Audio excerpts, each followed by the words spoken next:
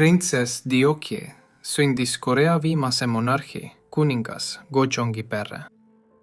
Kuid hiljem sunniti teda Jaapanisse kolima, tolleaegsete Korea üle valitsenud Jaapani keiserlike võimude poolt.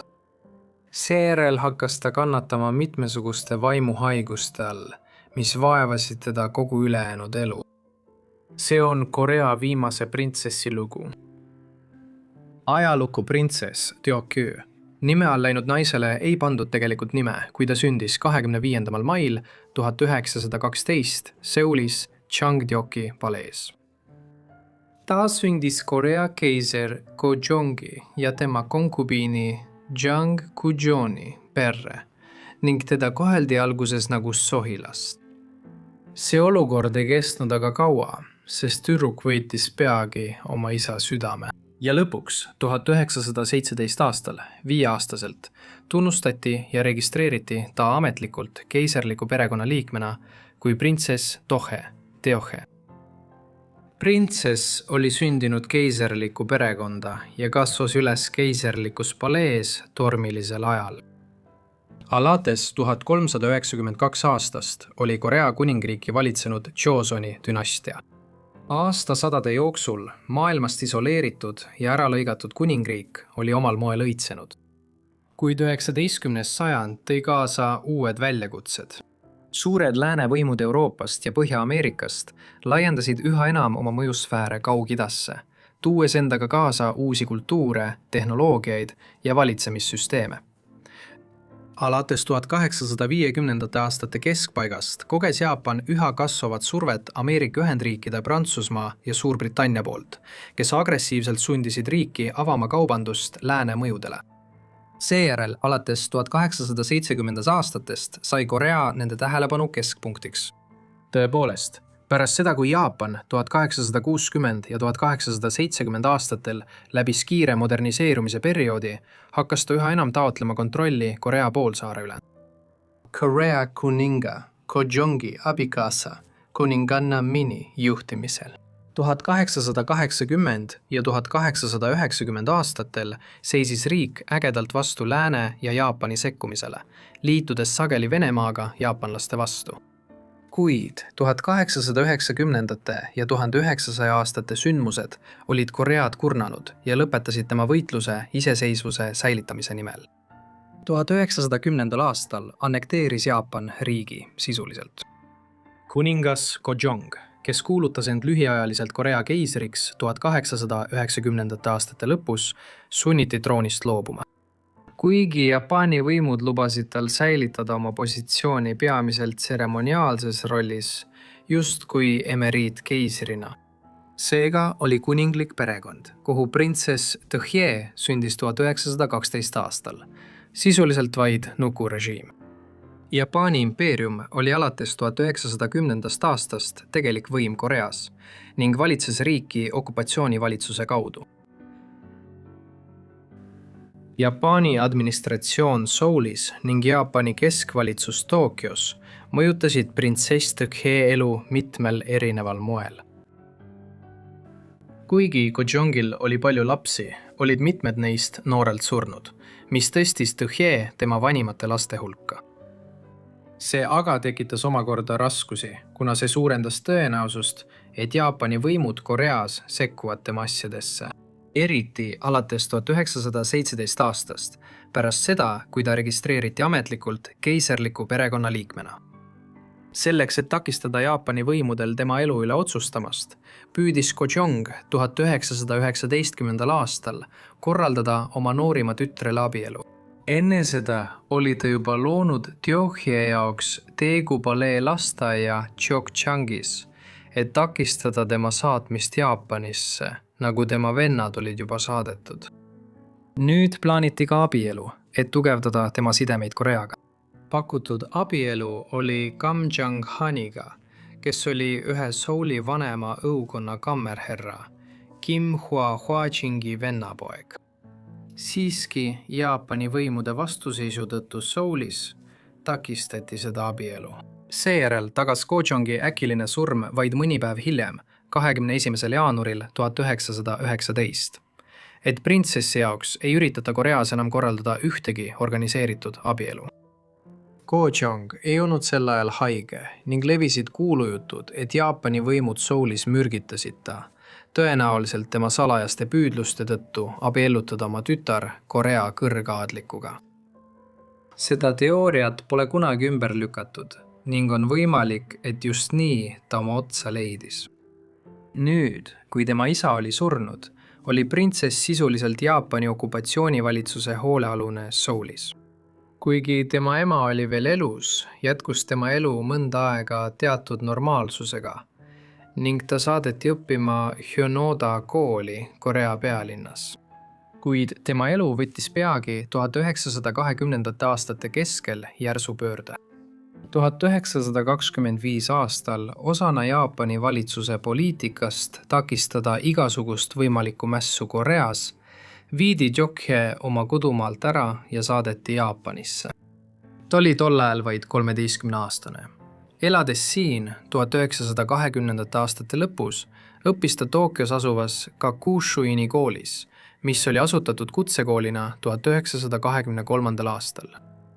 Seal õppis ta õmblemist ja kultuuriharidust. Paljud tema elu üksikasjad Jaapanis viibimise ajal on suuresti ebaselged.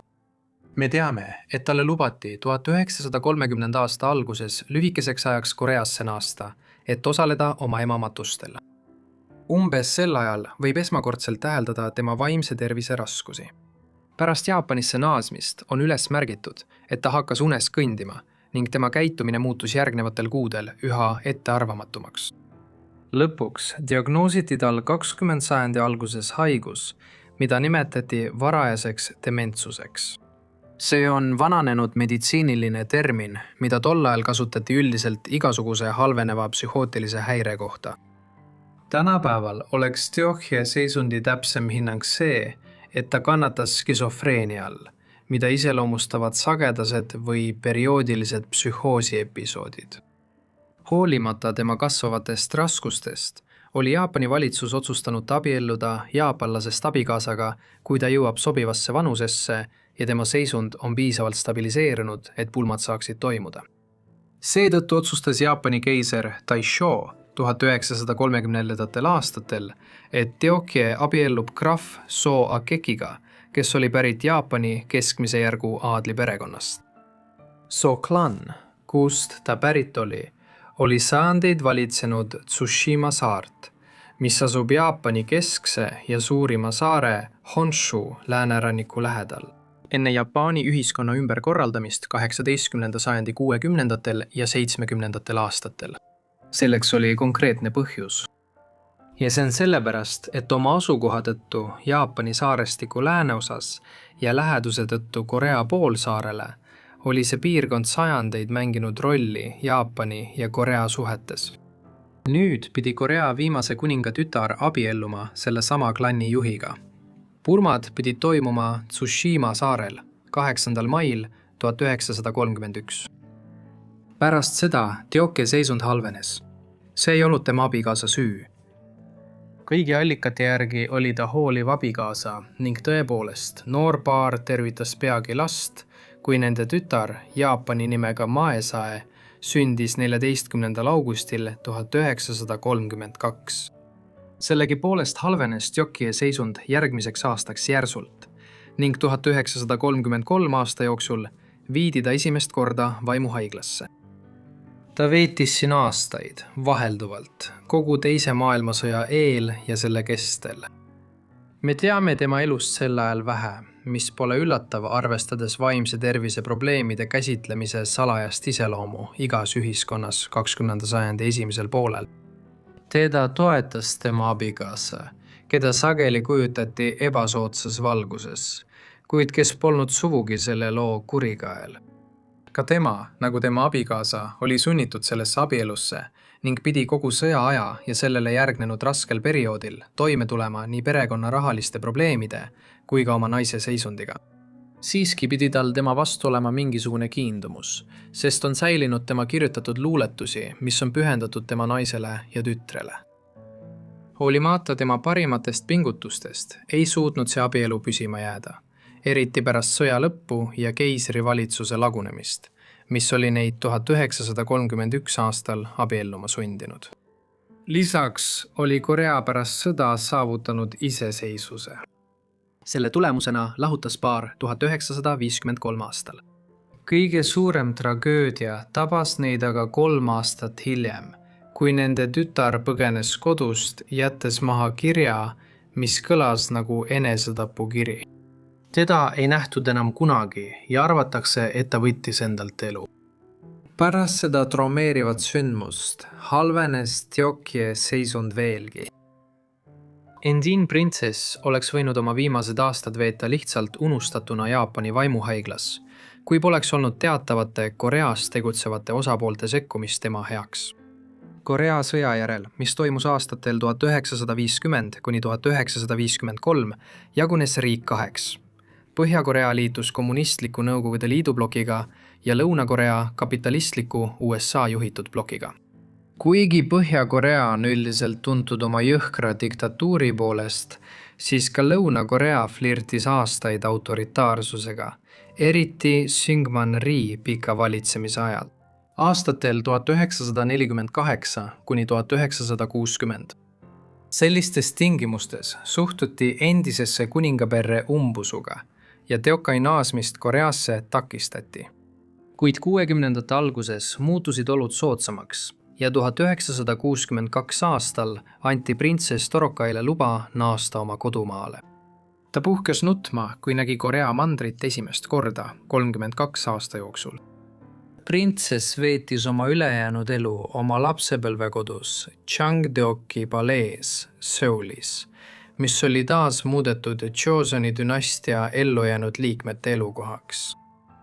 Siin elasid ta koos oma vennanaise Yi Bangjaga, samuti pool vennapoja ja Gojongi pojapojaga, kes oli teoreetiliselt Joseoni dünastia viimane pea Korea valitsuse toetusel. Kuid isegi siis ei lõppenud Teokai mured. Pärast Koreasse naasmist viidi ta perioodiliselt psüühikahäirete tõttu Seouli riikliku ülikooli haiglasse ravile. Ja ometi elas ta peaaegu 3 aastakümmet, kuni suri lõpuks 21. aprillil 1989. Tundub, et tal oli afaasia. See on seisund, mis tekib ajukahjustuse tagajärjel ja võtab inimeselt võime keelt mõista, mis tähendab, et ta ei saanud teistega rääkida ega aru, mida talle öeldi. Selleks ajaks oli ta kõigist oma poolvendadest ja poolõdedest kauem elanud. Aga see oli raske elu, mille rikkusid juba varakult poliitilised olud, kuhu ta sündis, ning traumadest, millest ta ei paistnud kunagi täielikult toibuvat. Täna seisab Tsushima saarel monument, mis mälestab tema abiellumist oma abikaasa Graf Sooga 1931 aastal. Teokje elu on olnud mitmete raamatute, näidendite ja filmide teemaks. Neist tuntuim on Viimane printsess, Korea film, mis pälvis kriitikute tunnustuse 2016 aastal. See keskendub tema elule Jaapanis ja tema pingutustele naasta Koreasse. Aitäh vaatamast! Tänas osa jutustas Mortis Meedia ja kui sind huvitavad, hirmutavad lood, siis tõenäoliselt leiad kusagilt kirjeldusest lingi, kus saad edasi kuulata. Aga seni olge terved ja kohtume järgmises unustatud elude osas.